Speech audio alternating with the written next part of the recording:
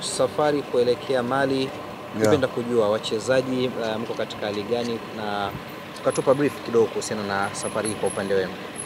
Wachezaji kwanza tuko vizuri na tumejiandaa vizuri katika mchezo wetu mpaka kufikia siku hii ya safari, tuko vizuri.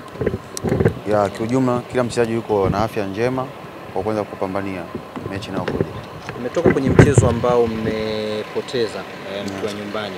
Hivi sasa mnaenda ugenini dhidi ya Stade Malien ambaye ametoka kupata matokeo ugenini ya alama moja. Kwa ninyi kisaikolojia mko vipi? Kwanza si kisaikolojia tuko vizuri kwa sababu tunaamini tunaweza tukapata matokeo sehemu yoyote vile.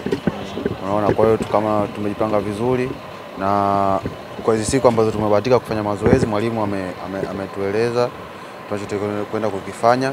Kikubwa sisi kama wachezaji tumeweza kuongea kwamba wapi tulipoteleza, tunatakiwa tufanye nini tuweze kupata matokeo, kwa sababu hii ni mechi ambayo tunahitaji matokeo ya pointi 3 tofauti na vinginevyo. Kwa hiyo kila mchezaji anajua wajibu wake ni kufanya nini, na kikubwa tu ni kupambana ili tuweze kupata pointi 3, hakuna kingine zaidi ya hicho. Upande wa wachezaji baada ya kupoteza mchezo wa kwanza, kwa namna gani iliweza kuwafunza moyo?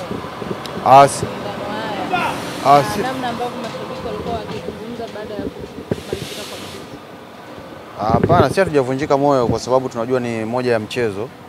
Kwa hiyo tumepoteza ndio, lakini tunajipanga. Na kuhusu mashabiki wao siku zote wanapenda matokeo ya kushinda tu.